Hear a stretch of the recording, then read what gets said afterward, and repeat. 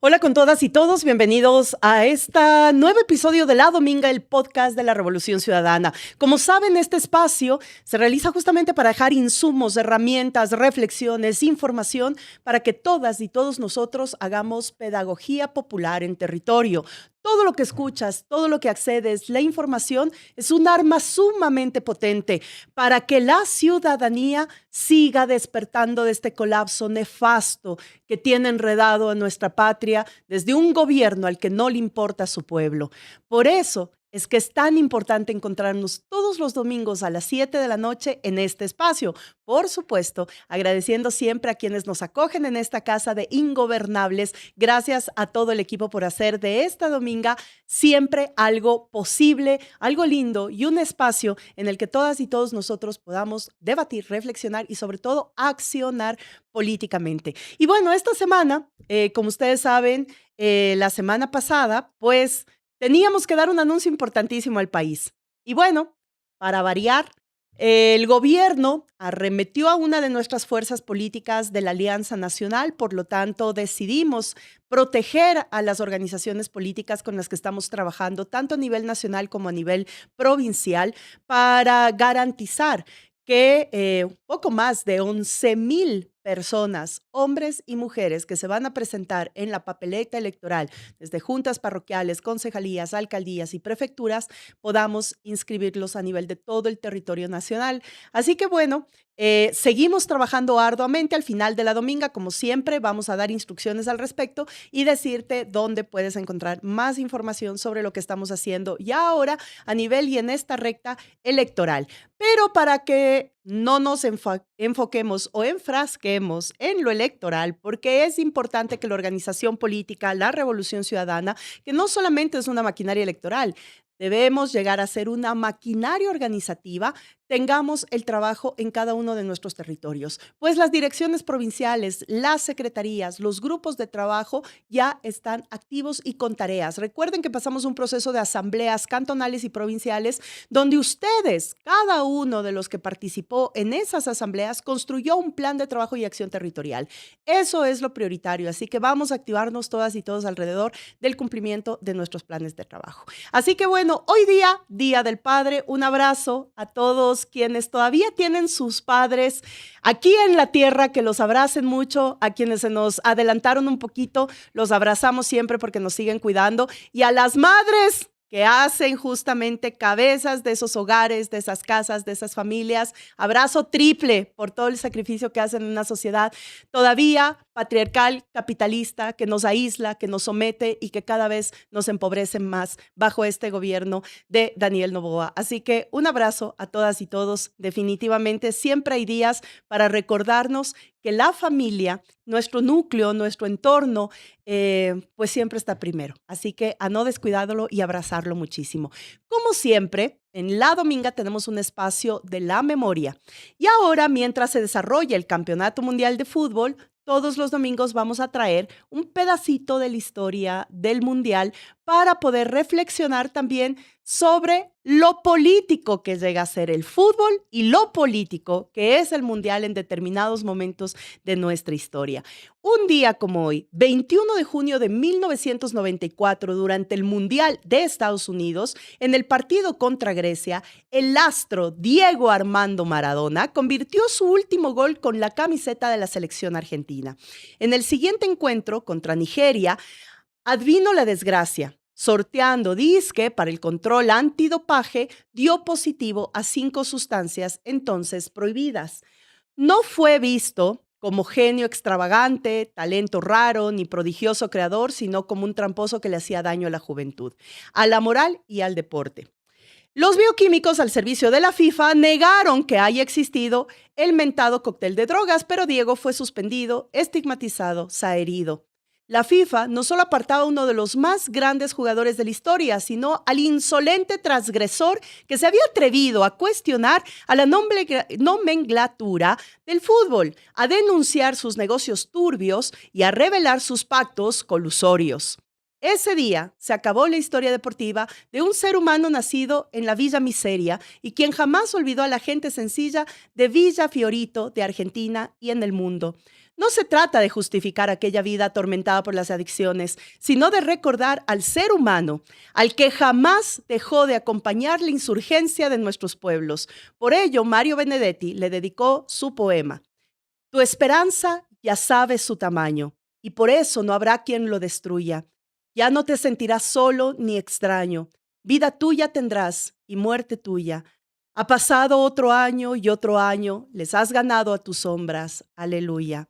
En otro orden, en las elecciones de Colombia, suponen un parteaguas en la historia contemporánea del continente. Se enfrentan no solo dos adversarios y dos proyectos políticos, sino dos formas de entender, concebir y sentir la vida misma. Son dos posiciones que están en las antípodas, en las más profundas de las contradicciones humanas. Abelardo de la Espriella, que representa la ultraderecha más violenta de aquellos que tratan de hacernos creer que es normal el fascismo en nuestra región. Relacionada con paramilitares, el caso de Hugo Rodríguez Fuentes, comandante Barbie, capo de un imperio levantado con la fuerza del miedo y del terror, y el otro, del otro lado, Iván Cepeda Castro, filósofo y teólogo de la liberación, heredero de las luchas que junto a su pueblo, las comunas, los desplazados, las armas contra los libros, la ignorancia contra la sabiduría, la guerra contra la paz, Colombia entera puesta en la encrucijada, casi como enfrentar a Pablo Escobar con Camilo Torres. La esperanza de elegir bien, de no estar sometidos al fraude ni los delitos electorales. Aviva esta hora histórica en la patria de Nariño, Polisa Lavarrieta, Jorge Eliezer Gaitán y Gabriel García Márquez. Pendiente siempre en nuestro corazón y nuestro acompañamiento al pueblo colombiano, a su lucha por la paz y a nuestro querido Iván Cepeda. A propósito de esto, no saben, y voy a hacer aquí un paréntesis, hablando de Diego Armando Maradona. Vean la serie, por favor, está fantástica. Además, porque mezcla no solamente el tema del paso del astro por el fútbol, sino todo lo que acontecía también en la dictadura militar argentina en esas épocas donde Diego empezaba su gloria. Así que no se la pierdan, todos a ver la serie de Diego Armando Maradona. Y bueno, para este programa, para este podcast, hemos decidido hablar mucho sobre el tema que ya lo he venido diciendo en otros programas de Pasito, el tema de la guerra cognitiva, la manipulación de los medios de comunicación monopólicos, la necesidad del control de los medios de comunicación por parte de los gobiernos de derecha fascista, en este caso del gobierno de Daniel Noboa Asín en nuestro país. Y además, cómo esto genera también tendencias ciudadanas, cómo esto nos pone una nube donde se maximiza lo que el gobierno quiere maximizar y se minimiza aquellos casos de corrupción que embarran a Carondelet. Eso lo vamos a conversar el día de hoy en esta mesa para darles insumos justamente para que esa pedagogía popular esté cargada de información y que la gente empiece a despertar. Cada vez tenemos que rechazamos un medio de comunicación corporativista, siempre hay una alternativa del otro lado, de los medios de comunicación comunitarios, alternativos, de las plataformas de comunicación que nos hacen ver que siempre hay el otro lado de la información. Pero para esto, la editorial de hoy, quiero hablarte de un silencio que ensordece. En el Ecuador de Daniel Noboa, la libertad de prensa ha pasado de ser un derecho a convertirse en una mercancía de Carondelet. Ya no solo se trata de la pauta publicitaria que premia el aplauso y castiga la crítica. Estamos viviendo una mutación mucho más agresiva, la colonización directa de las pantallas y de los micrófonos.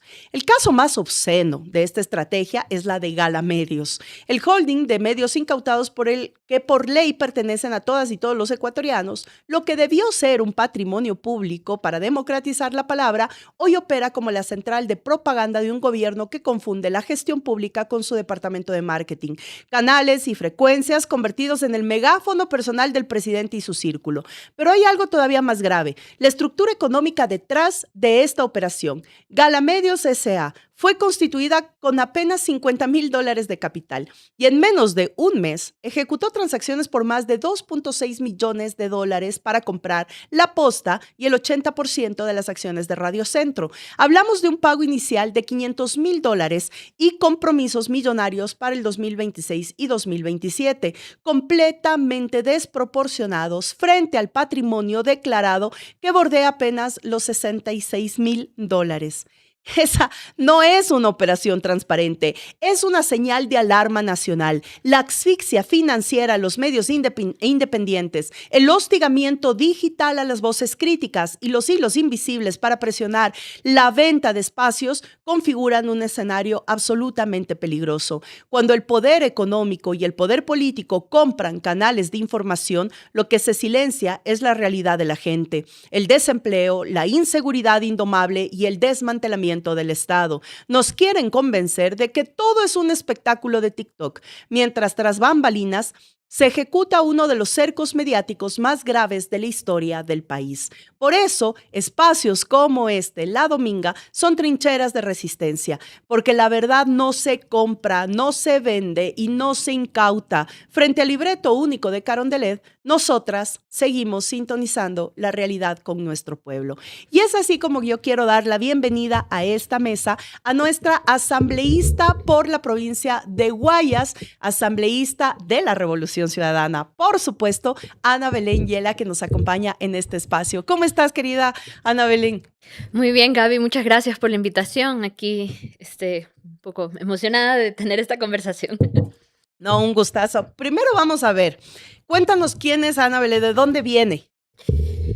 Bueno, yo, como para llegar a la asamblea, primero yo vengo de una familia que se ha dedicado muchos años, toda la vida a hacer política, entonces uno lleva la política en la sangre. Mi bisabuela, madre de mi abuelo, fue una de las primeras mujeres en ser electa en urnas como concejal de Guayaquil, ella es Berta Valverde, entonces es un tema histórico. Y mi abuelo fue político, mi madre efectivamente fue política, entonces uno lo lleva en la sangre, es como a lo que está abocado el llamado familiar de algunos de nosotros. Yo adicionalmente he sido funcionaria pública toda la vida. Cuando nosotros en la asamblea escuchamos a veces hablar a algunos de los asambleístas del oficialismo, angustia profundamente porque uno viene con años de experiencia de haber sido, yo fui funcionaria pública desde el gobierno del presidente Correa, y claro, veníamos con la experiencia de cómo se maneja lo público y todo eso lo traemos a la mesa y un poco desperdiciado en este momento. Y yo adicionalmente, yo vengo también de una familia que no ha sido clase trabajadora necesariamente, hemos tenido una vida relativamente acomodada, pero mi familia ha sido una familia de toda la vida de luchar, de las causas justas, de que el privilegio no nos nuble la razón y la empatía y muy creyente de que si todos estamos bien, el país está bien y así avanzamos, y que la única forma en que uno combate las desigualdades estructurales del país es atendiendo a las grandes mayorías. Entonces, fue un poco una bronca que tenía yo cuando iba a la universidad aquí en Quito, pero siempre creyente en que hay que luchar por el país y que cuando el Ecuador está bien, todos estamos bien y que ese es el país. Yo no quisiera nunca tener que dejar mi país y por eso seguiré luchando siempre por él.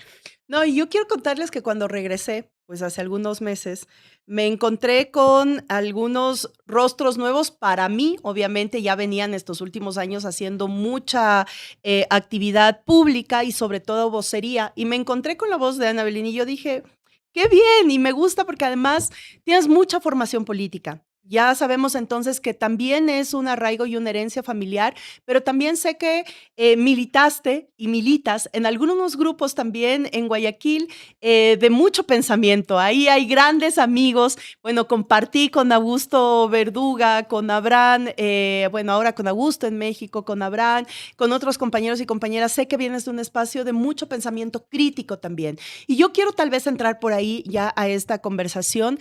Tú eres una mujer joven, una mujer política joven. Y el tema del pensamiento político muchas veces ha sido relegado. Es una deuda que tenemos las organizaciones políticas, las organizaciones sociales y la sociedad en general con las nuevas generaciones en cuanto al debate político, ideológico, la historia. Siempre traemos a la historia porque debemos saber de dónde venimos para saber hacia dónde queremos ir. ¿Cuál fue tu shock o tu encuentro con ese pensamiento crítico, ese mundo de lo público desde otra lógica, entrar a una Asamblea Nacional cooptada donde no se da la palabra, donde además se limita el debate político, donde se rechaza la crítica, donde además hay un muy bajo nivel de debate político? ¿Cómo ves tú ese contraste y por qué la necesidad? Tú decías, por eso es que tenemos que seguir participando. Bueno, ¿cuál es la necesidad frente a ese contraste? Yo creo que se ha normalizado el marketing político en contra de la capacidad de gestión. Tus políticos no deberían ser entretenidos, no deberían estar haciendo el bailecito de TikTok. Mientras más aburrido y más técnico y más que te manda a dormir, mejor, porque esa persona está haciendo su trabajo calladito. Si está bailando en TikTok, entonces no están haciendo el trabajo. Entonces, esa como idea que nos han querido implantar de que mientras más linda, más arreglado o más chévere jugando, qué sé yo, al tenis en redes sociales, eso no es lo que necesitamos nosotros de nuestros políticos. Está bien que conecten con la sociedad, que sean accesibles, que sean una persona con la que tú te puedas identificar, pero nosotros necesitamos que esas personas sean técnicas, que sepan de lo que están hablando, que tengan capacidad de procesamiento y que adicionalmente cuando te expliquen las cosas no te mientan descaradamente. Entonces se ha perdido el valor de la capacidad, el valor de la experticia, se ha perdido el valor de la palabra también en la política, pero adicionalmente yo creo que se le hace mucho daño al país cuando de la mano con las redes sociales tenemos como un embate de información permanente todo el día, el 100% del tiempo, y no hay profundidad ni hay capacidad realmente de analizar a profundidad los procesos o las cosas que se están tratando. Y esta Asamblea Nacional es un poco de eso, es a los titulares. Y claro, como nosotros no tenemos control de nada en la asamblea, tenemos que estar un poco todo el tiempo tratando de estar al día de qué es lo que va pasando. Se convoca con 48 horas una sesión y en ese momento recién nos vamos a enterar de qué se van a tratar las sesiones. Pero es por diseño. Es por diseño porque el oficialismo no quiere que tú nunca tengas capacidad ni de prepararte, ni de estar listo para un trámite, ni de profundizar en los temas. Quieren el titular, la asamblea felicitó al presidente por su gestión en seguridad. Y no pasan de ahí. Entonces, claro, hay tanto desde el gobierno como desde la asamblea como el titular y la apariencia de que están haciendo gestión, pero nosotros vemos todos los días en la realidad de los ecuatorianos que no hay resultados de nada y lo que acaba de pasar ayer en el aeropuerto de Guayaquil es, yo creo que una señal de lo más evidente de que es así. Siempre hemos dicho desde los espacios, digamos, políticos de formación, desde la izquierda, por supuesto, que siempre la información da poder y hay que dar más poder al pueblo para que se informe y esa información permita tomar mejores decisiones. Yo soy muy contraria incluso cuando decimos, y lo he dicho varias veces y de forma pública, cuando decimos desde la política, el pueblo tiene lo que merece, ¿no? Porque eso es muy facilista, es muy superficial, es decir, tenemos una maquinaria mediática que te absorbe, que te genera tendencias. ¿Qué debemos generar del otro lado? Ese yo creo que es la tarea y la pregunta permanente desde nuestros espacios políticos. ¿Qué generamos desde el otro lado para contrarrestar y que ustedes, todos, la ciudadanía, tengan justamente ese contraste para elegir? Entonces, muchas veces los gobiernos y los regímenes lo que hace es justamente cerrar una sola tendencia y cerrar un solo tipo de información para manipular las decisiones que toma el pueblo. Esto se ha generado por décadas, en teoría, por eso la comunicación social y la comunicación política es tan importante. Muchos pensadores y muchos intelectuales de la comunicación han planteado el problema de la guerra cognitiva. Y en el inicio del gobierno de la Revolución Ciudadana, más bien dicho, ya casi al medio del ejercicio de gobierno, nuestra primera ley en el 2013, cuando asumimos el periodo de la presidencia de la Asamblea Nacional, fue la ley de comunicación, que justamente, claro que reconocía los medios de comunicación privados, pero también los públicos y también los comunitarios. Ahora eso también se mueve un poco con el tema de lo digital, inteligencia artificial, las plataformas de comunicación digitales, las redes sociales, que parecen muchas veces un espejismo, pero que también ahora están entrando a la dinámica de la generación de tendencias. ¿Cómo analizamos ahora, Ana Belén, el tema justamente de la guerra cognitiva en un mundo donde la derecha fascista avanza de manera cada vez más acelerada, donde tenemos un Donald Trump a la cabeza de esta restauración de derecha fascista y el monopolio de los medios de comunicación? ¿Por qué es importante hablar de esto? Porque lo que no, bueno, importante porque si lo que no se nombra no existe, básicamente. Nosotros necesitamos enseñarle a la población en general a tener esa capacidad de distinguir cuando los medios de comunicación te dicen una cosa, de poder hacer el análisis de será cierto lo que me está diciendo, voy a hacer el contraste. Entonces, cuando tú le señalas, ojo, que este medio de comunicación tiene nombre y apellido, lo mismo le acaba de pasar al Universo, ¿no? No es solo La Posta y Radio Centro, es el Universo también, que se ha vuelto también un centro de propaganda del oficialismo. Entonces, cuando tú les dices, ojo, que este medio de comunicación tiene nombre y apellido, y como el presidente siempre dice, que se inventó la imprenta, el criterio es del dueño de la imprenta. Entonces, cuando tú le explicas a la población que esto está pasando, entonces ellos tienen esta capacidad de hacer ese análisis. Ok, me tomo un segundo para pensar qué es lo que me está queriendo decir y por qué a la persona que es dueña de este medio de comunicación le interesa que yo sepa esta información. Y por supuesto, menos mal, las redes sociales ahora nos permiten hacer con más facilidad y con menos recursos, indudablemente, el contraste todo el tiempo. Si no fuera por los medios digitales aquí en este país y nosotros tuviéramos que regirnos solamente por los medios hegemónicos, fuera 1000 veces peor la situación. Y yo más bien soy muy enemiga de que el pueblo se merece, tiene lo que se merece, porque al pueblo le están mintiendo. Entonces tú no puedes creer que están tomando una decisión informada, más bien lo contrario. Y claro, no todo el mundo tiene acceso a internet en este país y no todo el mundo tiene un celular a la mano, pero la gran mayoría, la vasta mayoría de los ecuatorianos tienen una televisión en la sala de su casa y la televisión les da 24/7 con información muchas veces profundamente sesgada. Entonces, claro, cuando tú vas como país a las urnas a tomar una decisión en base a esa información, la decisión va a venir con ese mismo sesgo.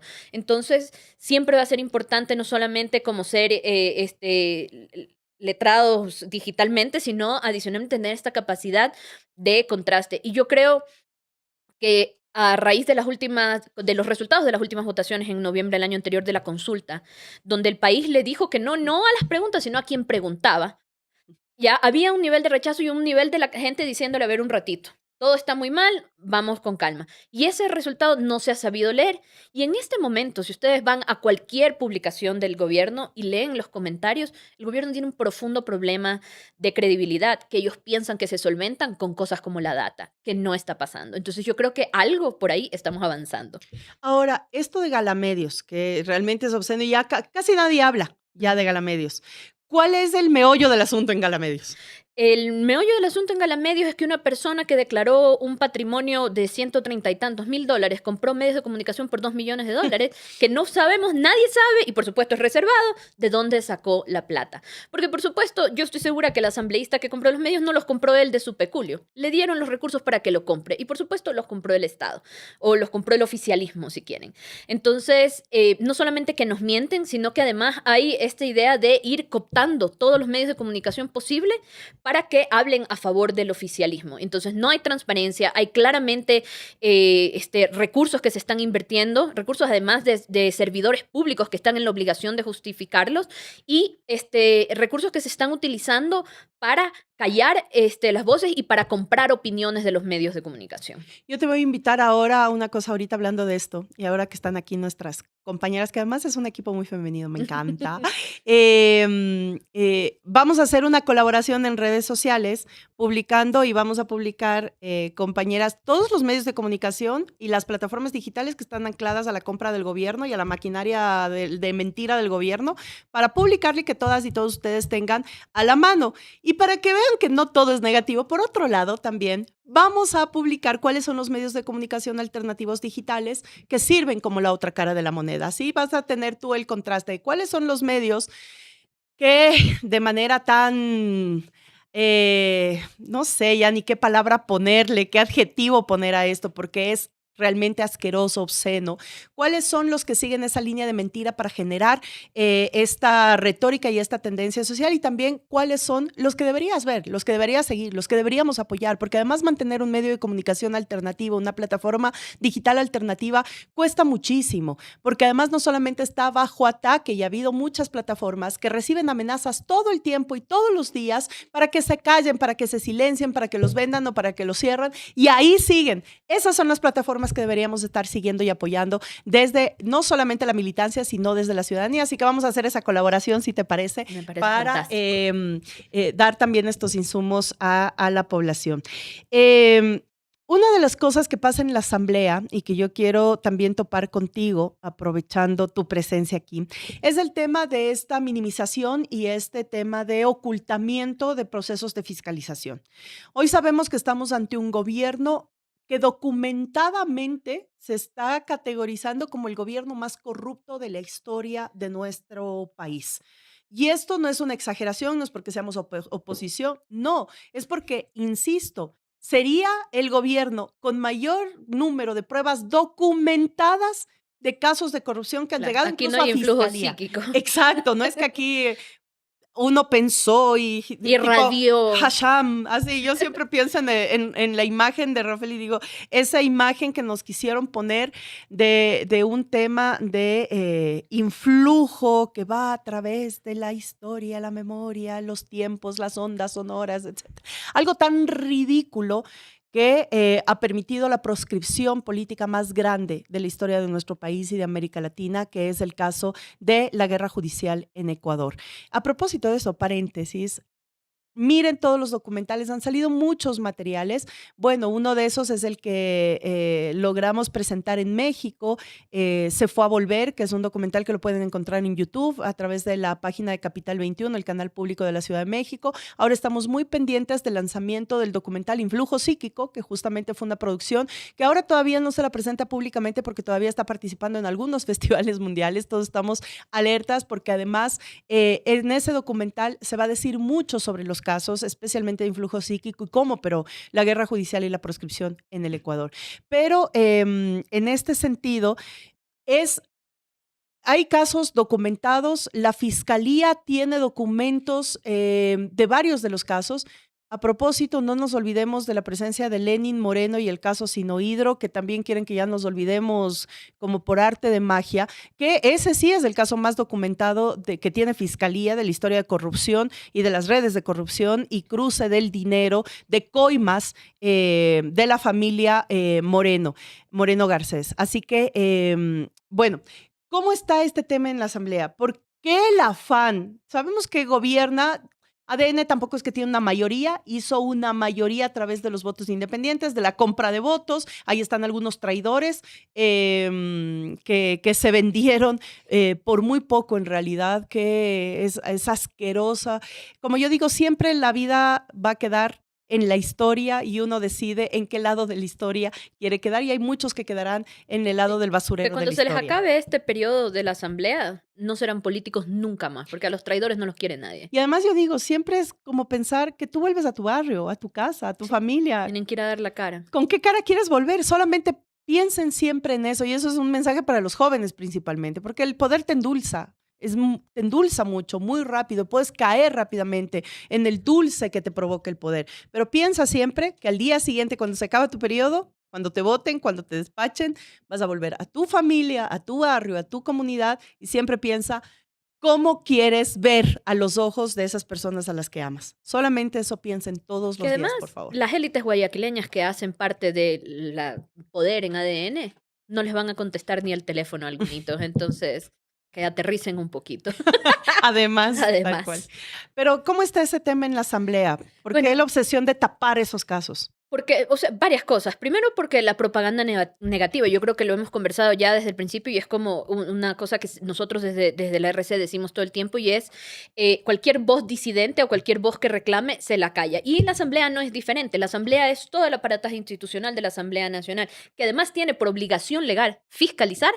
Está al servicio de cambios del orden del día intrascendentes solamente para felicitar la gestión del gobierno. Entonces, es nadie aquí habla mal del gobierno, nadie aquí hace ruido, nadie aquí hace oposición y el gobierno básicamente está todo bien y es perfecto y siguen tapando los problemas. ¿Qué es lo que pasa? Este es un gobierno que no tiene gestión y no tiene resultados. Y como no tiene nada que mostrar, lo único que puede mostrarnos es la foto. Pero para que esa foto cale y tenga alguna capacidad de profundizar en la población, no puede decirse absolutamente nada más. Entonces, ¿qué pasa? Sacas tú una vez cada 6 meses al presidente subido en un tanque con todos los militares atrás en la foto de la mano dura, pero la violencia sigue siendo la misma. Entonces, cuando tú quieres fiscalizar los resultados en seguridad, no hay cómo. ¿Por qué? Porque necesitamos que la población vea la foto y no vea nada más. Y lo mismo pasa a todo nivel con todos los otros procesos. Entonces, ¿qué pasó? Tuvimos 14 horas sin luz. Eso no hay forma de evitarlo. Es una cosa que está, que lo vivimos todos y lo vivimos todos. No importa tu barrio, tu vida, todo el mundo la pasó igual de mal. Entonces, es difícil de tapar. Pero cuando tú vienes a ver que eso no es porque dejó de llover y no es por el estiaje, sino que es No es porque los correístas íbamos con baldes a sacar. No es porque la zarigüeya se llevó el agua de Mazar. Es porque, sí, porque literalmente se les cayeron todos los contratos y los contratos que sí los lograron hacer, toda la plata desapareció y nos vendieron chatarra. Entonces, ¿qué es lo que dicen? Estamos trabajando en nueva generación. Entonces sale el ministro hablando otra vez de barcazas porque hemos retrocedido 3 décadas.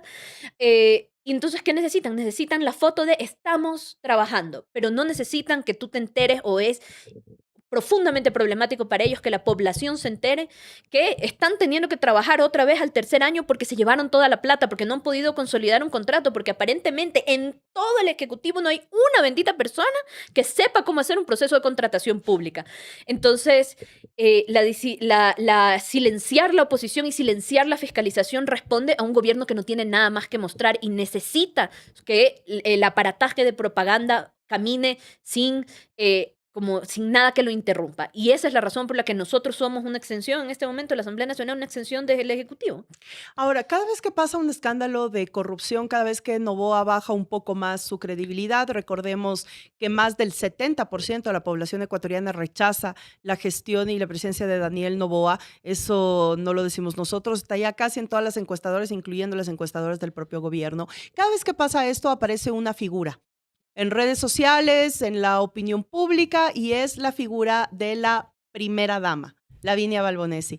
¿Qué opinión te merece a ti? Porque bueno, yo he sido muy crítica y digo, hay personas que parece que que pasan simplemente por ahí de manera casual, sin dañar nada, sin afectar nada, pero para mí la figura de Lavinia Balbonesi es una figura, primero, sumamente usada para tratar de precautelar y resguardar la poca imagen que tiene ya Daniel Noboa, pero además ese tema de la estética oligárquica que quieren implementarnos como lo ideal y lo aspiracional en un país donde las mujeres estamos en el mercado, en la artesanía, en el campo, en la calle, en las oficinas, por supuesto, pero que nos distanciamos muchísimo de esa figura que reproduce el patriarcado, el clientelismo, que es justamente la figura de Lavinia Balbonesi.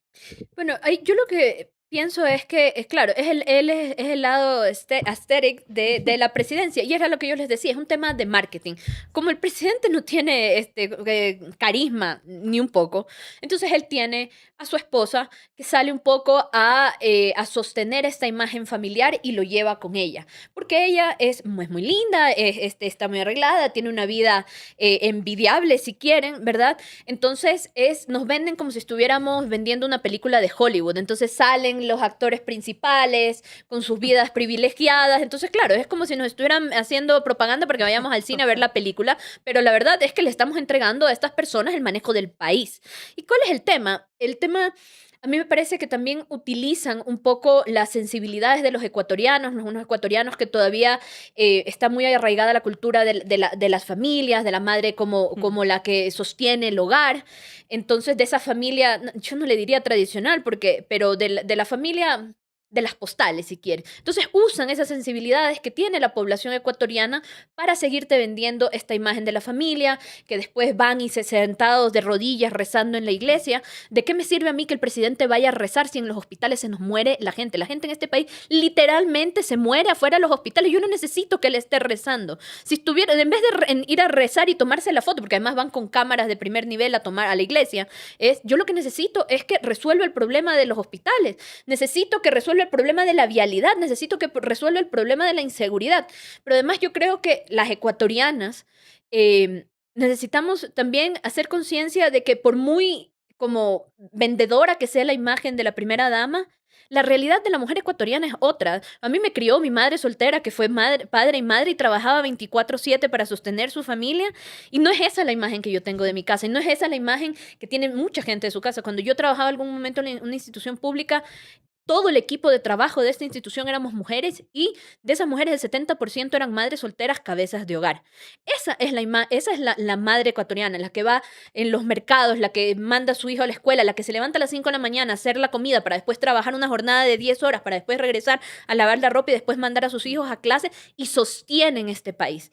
Entonces, un poco como reconocernos en esa mujer ecuatoriana y no dejar que esto nos convenza, porque no le estamos confiando a estas personas la venta de una película o el marketing de un producto de belleza, le estamos confiando los hospitales, las escuelas de nuestros hijos, el sistema de justicia, las carreteras. Entonces hay que hacer también esa profundización. Porque además la primera dama, basada ahora en su fundación, Fundación Ana, con la que además seguramente canalizará muchos recursos de muchas empresas que en vez de ir a pagar al fisco, que es el dinero de todas y todos los ecuatorianos en sus impuestos, va y dona a Fundación Ana para que ahora nos den descuentos en las farmacias, no medicina en los hospitales, descuentos en las farmacias privadas. Así que bueno, eso es lo que estamos viendo ahora. Y yo siempre digo, mientras la primera dama vaya con su fundación a cada territorio, porque además va a territorios empobrecidos por la propia política de su marido, la falta de política de su marido, nosotras y nosotros organicémonos siempre para más bien exigirle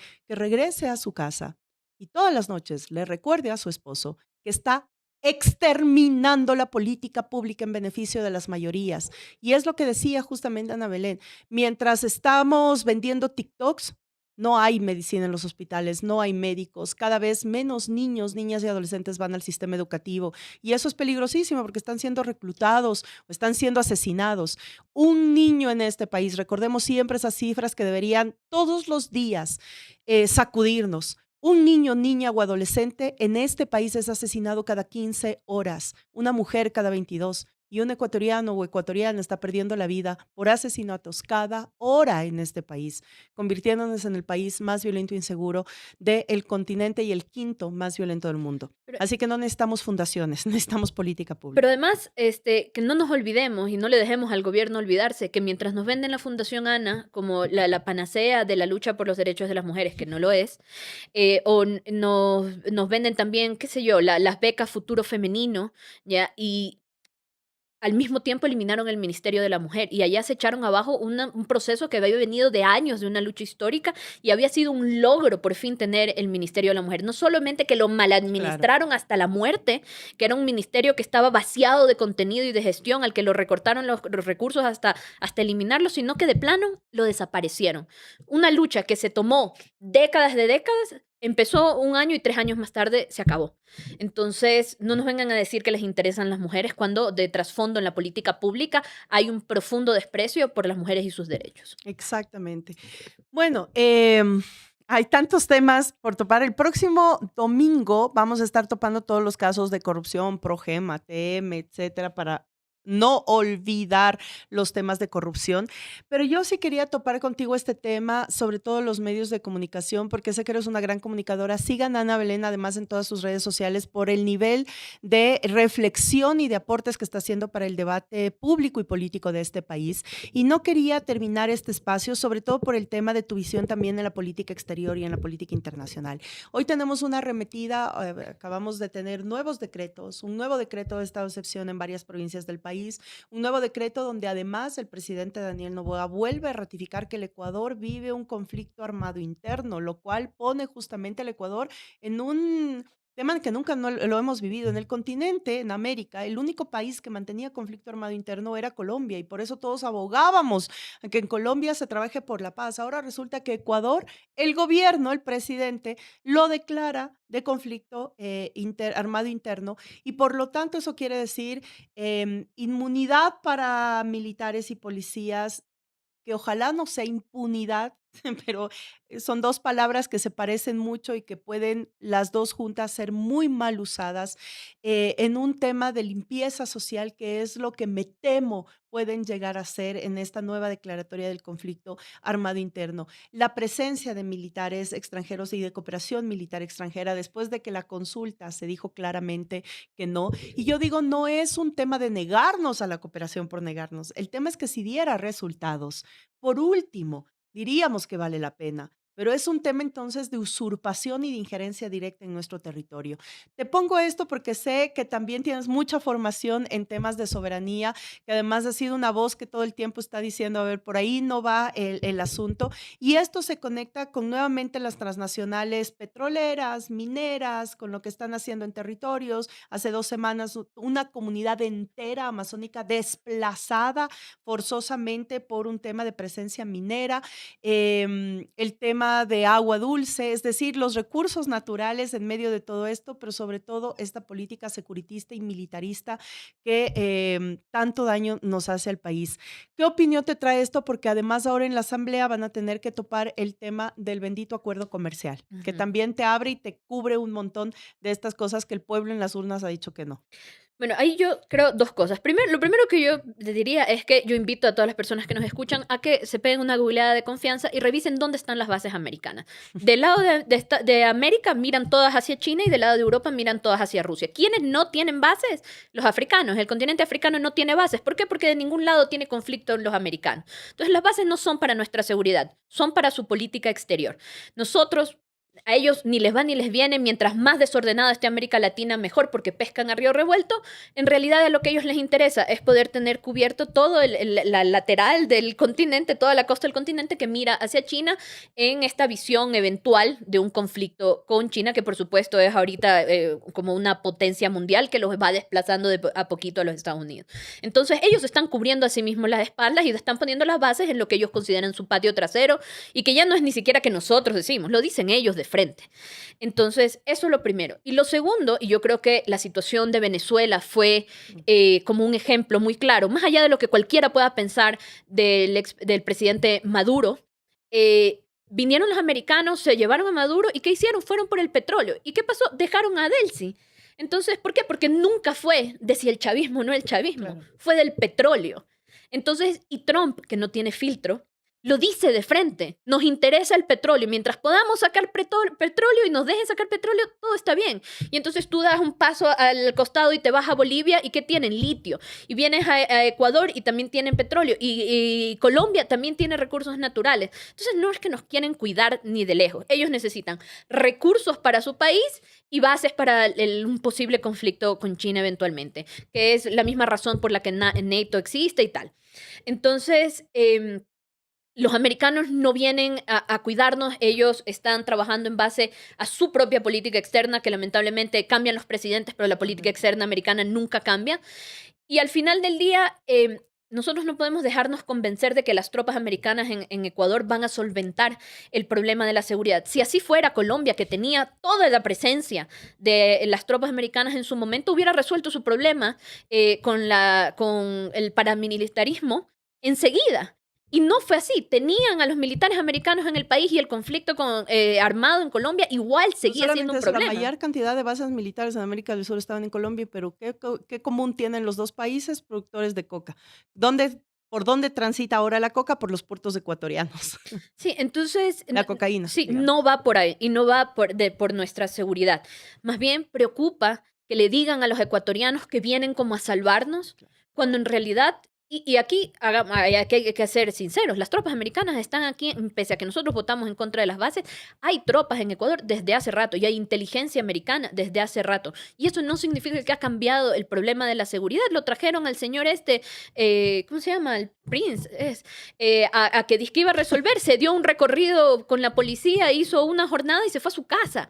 Y el tema de seguridad no se soluciona. Y esto es una cosa que siempre lo digo, ¿no? Más allá del tema de la presencia y de la sumisión a los intereses de un país que no es el nuestro, es un gobierno que no entiende un problema y como no lo entiende no lo va a poder resolver jamás. Porque la violencia y la inseguridad no se resuelven regalándole a Estados Unidos tu soberanía, se resuelven con inversión social, se resuelven con cambios estructurales, se resuelven cuando, como lo que pasó en el aeropuerto, esos niños que terminaron en esa situación tan compleja, siendo ellos los sicarios de otra persona del crimen organizado, así se ve el abandono del Estado. Entonces, si esos niños hubieran tenido una educación integral, si las madres no hubieran tenido que dejarlos solos quién sabe cuántas horas porque se van a trabajar todo el día, si hubieran tenido extracurriculares donde estaban supervisados, si hubieran estado como cuidados en algún momento, si sus barrios no estuvieran tomados por la inseguridad, porque muchas veces no te dan la opción de decir que no, ¿ya? Entonces, si todo este problema estructural no pasara, la inseguridad tampoco estuviera como está. Entonces, es como muchas Claro. aristas de un mismo problema. Porque además es el abandono absoluto, ¿no? O sea, al gobierno no le interesa, al gobierno no le importa a su pueblo. Yo Es un abandono a brutal. ratos pienso que el gobierno necesita que el conflicto se mantenga para poder seguir vendiéndonos el discurso de la mano dura. Porque con el cuento de la mano dura nos han retrocedido un montón de derechos y de libertades. Entonces, un montón de salvaguardas que existían en la justicia, sobre todo, que no estaban diseñadas para condenar a los culpables, sino para proteger a la gente inocente, se las tumbaron para poder írsele encima a cualquiera. Y en vez de usar esas medidas para seguridad, la están usando para la oposición. Y nos siguen retrocediendo derechos y nos siguen retrocediendo derechos. Entonces, mientras la inseguridad se mantengan, ellos pueden seguir avanzando con este discurso. Y uno de esos derechos a retroceder es justamente el derecho a elegir y ser elegidos. No te olvides que dentro de un estado dictatorial o donde avanza el autoritarismo, por supuesto que retrocede la democracia, en este caso agonizante en nuestro país. Lo que hemos estado viviendo durante este tiempo es una serie de amenazas que atentan a las libertades, que retroceden en derechos políticos, pero que además piensan que con encarcelarte, perseguirte y judicializarte te desaparecen de la palestra política. Esto es lo que hacen justamente con Jorge Glass Espinel, un preso o el mayor preso político de este país, por el cual siempre seguiremos exigiendo su libertad inmediata y el cese de la tortura que aplican en contra de Jorge Glass Espinel, como también la libertad de Aquiles Álvarez, el alcalde de Guayaquil en funciones, que además no tiene sentencia ejecutoriada, está en un proceso de investigación, sin embargo se encuentra en la cárcel de máxima seguridad de este país, también pasando por hechos de tortura que deberían lacerarnos y deberían escandalizarnos a todas y todos, independientemente de lo que pensemos en sí mismo de la acción política de la persona. Hay temas que deberían ser rechazados en su totalidad por ser justamente muestras de tortura y de este aniquilamiento del ser del personaje. Ahora, Vico Villasís, el alcalde de Esmeraldas, también en prisión. La anulación de derechos políticos del alcalde de Puerto Viejo, del alcalde de Cuenca. Y la amenaza que reciben de manera permanente todos los alcaldes, alcaldesas de la Revolución Ciudadana que ahora van a optar por la reelección y que por supuesto garantizan continuar con la línea transformadora en territorio. Así que cualquiera que se atreva a levantar su voz, pues es oprimido, torturado, encarcelado o judicializado. Eso pone justamente a la democracia en un estado de coma en este país. Y lo que vamos a vivir ahora en este periodo electoral, lo que estamos viviendo en este periodo electoral, totalmente manipulado, con reglas cambiadas, con la suspensión y cancelación de partidos, con la amenaza a muchos otros partidos en territorio y a las candidaturas, es un tema que por supuesto nos pone el reto de mayor trabajo en unidad, mayor organización, pero sobre todo mayor sabiduría y madurez política para comprender el momento histórico histórico que estamos viviendo y cómo lo vamos a atravesar. Porque si piensan que aún con todo esto van a detener la fuerza de un pueblo a través de sus representantes que buscan combatir la infamia de este gobierno en territorio, están muy equivocados y vamos a estar presentes y nos estamos preparando y organizando.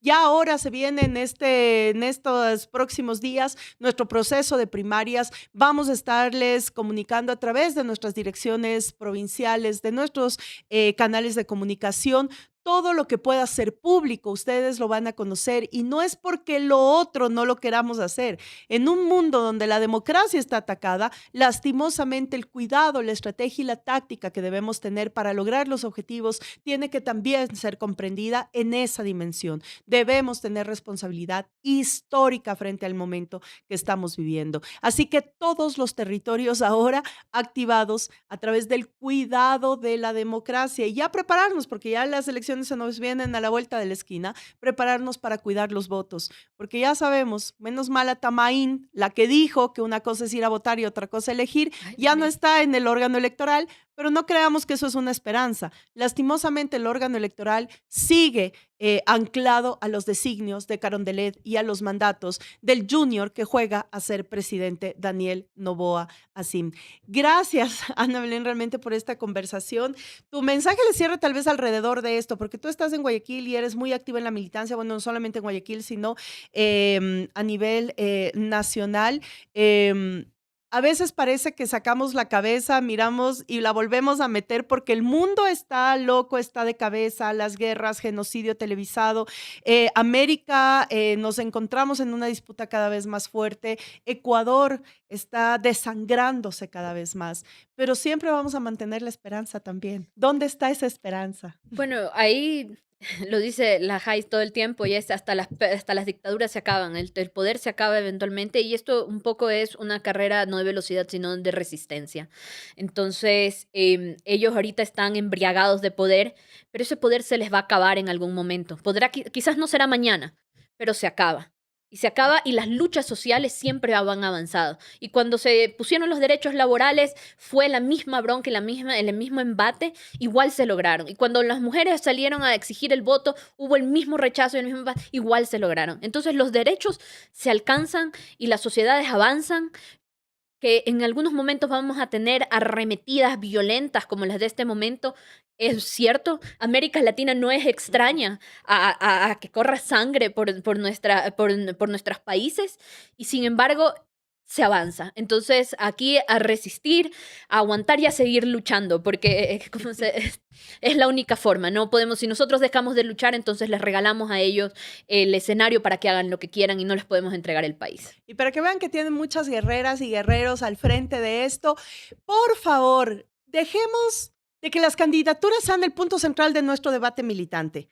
Eso lo vamos a decidir y vamos a participar y vamos a estar presentes y nos vamos a organizar, por supuesto, alrededor de una campaña electoral. Pero lo más importante, busquen a quienes son representantes de sus estructuras partidarias en la parroquia, en el cantón, en la provincia. Hay planes de trabajo que los hicimos de manera conjunta en las asambleas. Hay secretarías que se están activando. Las mujeres, busquemos cómo organizarnos a la Secretaría de las Mujeres. Ojo, que tenemos una tarea fundamental.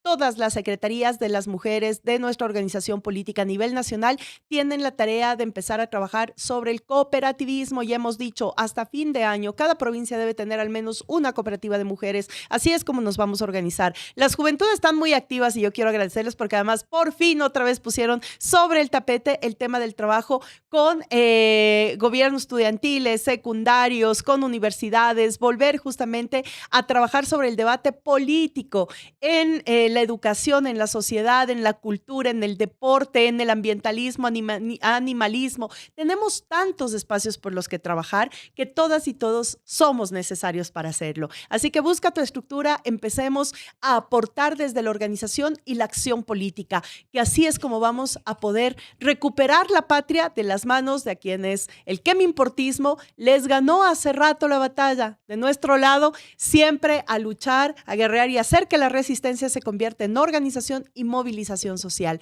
Gracias por todos sus comentarios, gracias por todos sus saludos, gracias por todas y todos los que se conectan a este podcast de la Revolución Ciudadana, La Dominga desde cada rincón de la patria y también a nuestra comunidad migrante. Un abrazo fuerte siempre a las y los migrantes que siguen sosteniendo esta patria a pesar de estar lejos, porque por supuesto que siguen sosteniendo a sus familias y a esta sociedad que vamos a lograr reunificarnos, volver a tejer organización social, volver a tejer sentido de patria, volver a tejer sueños, volver a tejer relaciones que cada vez sean de mayor amor, de mayor compromiso, de mayor coherencia y de mayor pasión. Así que no te olvides que todos los domingos 7 de la noche tenemos una cita a través de las redes sociales de la Revolución Ciudadana y de las mías. Así que síguenos, acompáñanos. Ahora, gracias a Ana Belén Yela por habernos acompañado en este espacio de la Dominga y nos vemos el próximo domingo en otro episodio más de nuestro podcast La Dominga. Abrazo a todas y todos y excelente semana.